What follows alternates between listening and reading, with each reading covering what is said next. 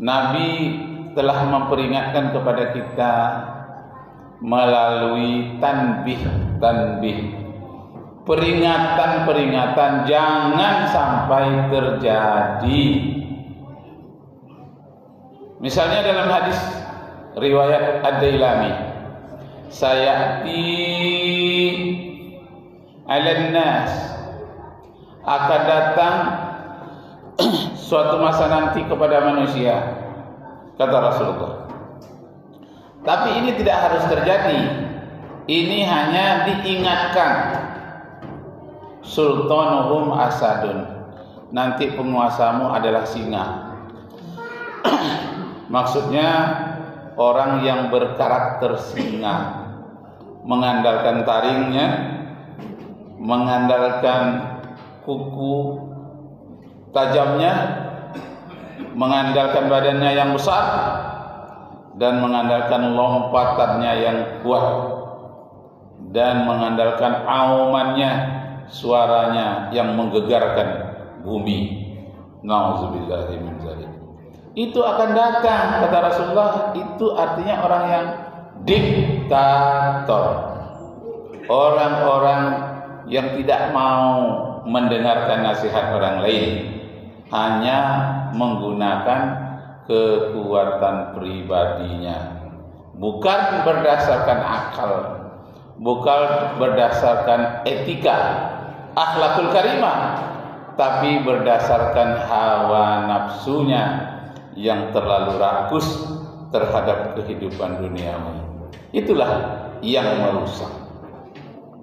Yang kedua, kata Rasulullah, wa wuzara'uhum zibun, menteri-menterinya, pembantu dari penguasanya adalah serigala. Serigala ini karakternya adalah mementingkan kelompoknya saja.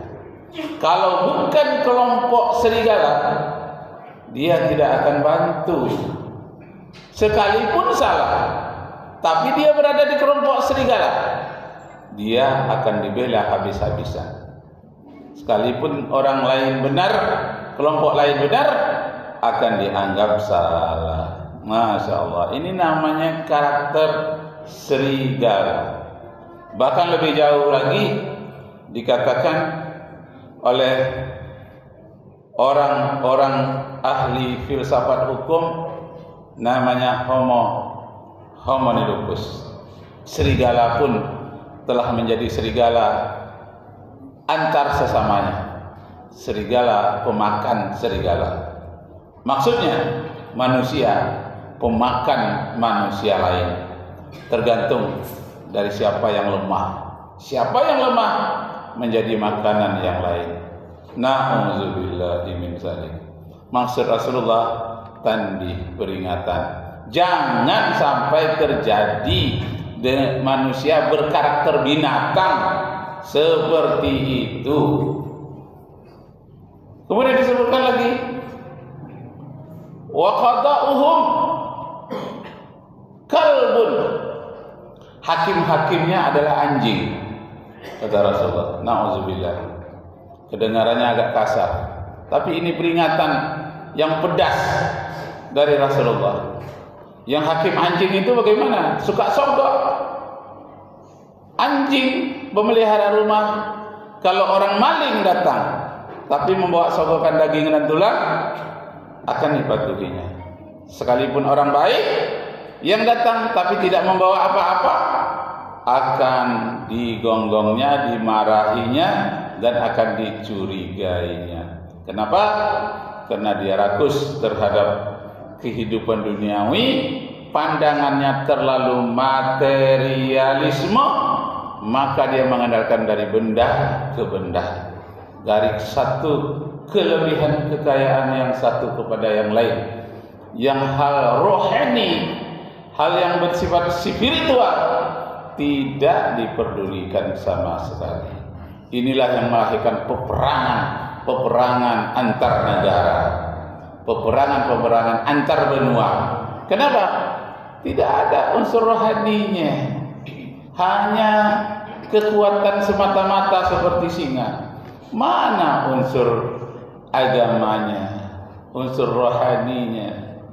Nauzubillahi min zalik. Kalaulah manusia hanya mementingkan kepentingan jasmani, meninggalkan tuntutan fitrah nuraninya, akan kacau seperti hewan di dalam hutan itu tadi, seperti singa, seperti serigala, dan seperti anjing.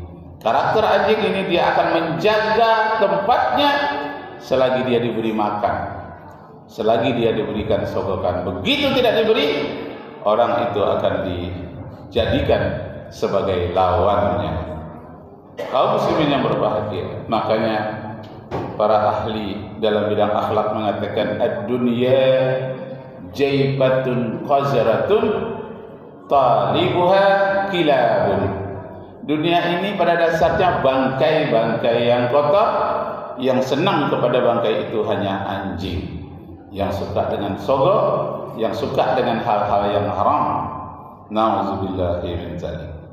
Dan kemudian dalam hadis itu dikatakan wan nasu ghanamun, rakyat banyak, penduduk pada waktu itu adalah kambing, kata Rasulullah. Bagaimana karakter kambing? Hanya bisa mengembek. Ketika dia dapat makanan rumput yang subur, dia mengembek. Ketika dia akan dimakan oleh serigala, dia mengembek juga. Ketika terjadi hujan, dia mengembek juga. Hanya itu yang bisa dia lakukan. Ketika singa akan pesta, yang jadi korban kambing. Serigala akan pesta, yang jadi korban kambing. Anjing akan pesta, yang korban kambing juga. Jadi masyarakat banyak, penduduknya dijadikan kambing perahan dengan segala macam kekuatannya, akan memeras kambing itu, baik susunya, tenaganya, dagingnya, dan segalanya.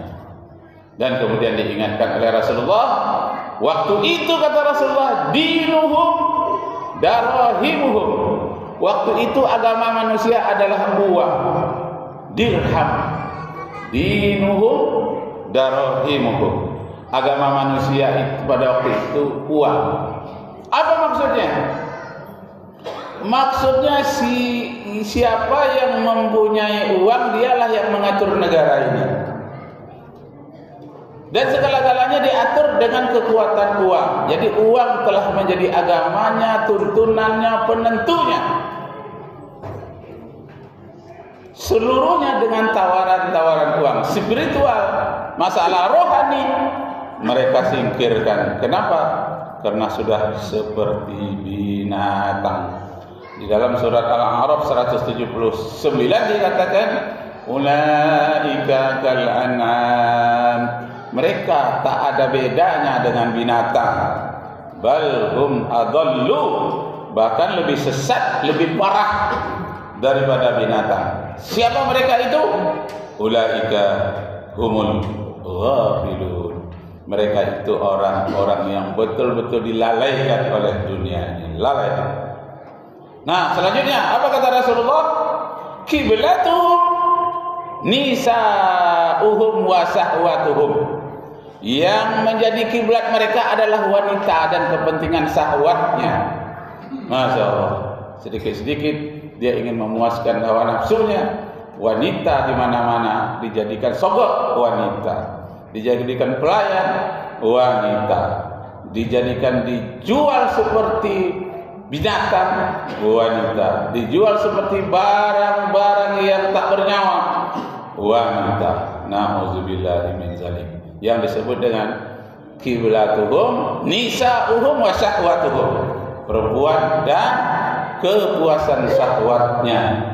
Nauzubillahi min zalik. Inilah yang merusak seperti yang terjadi di Israel, yang merusak seperti terjadi di Rohingya, seperti terjadi bangsa Uighur di Cina, dan di banyak-banyak tempat kemaksiatan, kerakusan, ketimpangan, perlawanan terhadap fitrah manusia, bertentangan dengan fitrah manusia.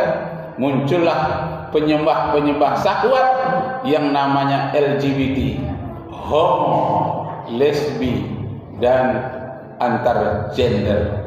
Na'udzubillahi min zalik. Mau apa manusia ini? Apakah perlu didatangkan lagi bencana seperti Sodom dan Gomora, daerah negerinya Nabi Lut, disebabkan sudah keterlaluan menyembah hawa nafsu, berkiblat kepada syahwat. Na'udzubillahi min zalik. Sayati 'alan nasi zamanun, akan datang suatu masa nanti manusia tak peduli lagi dari mana dia mendapatkan hartanya, aminal halal aminal haram, tak peduli lagi, yang penting dapat, apakah dia dengan cara yang halal atau cara yang haram. Inilah kerusakan yang sangat hebat. Na'udzubillahi min zalik. Barakallahu li wa lakum fil Qur'anil azim wa nafa'ani wa iyyakum bima fihi minal ayat.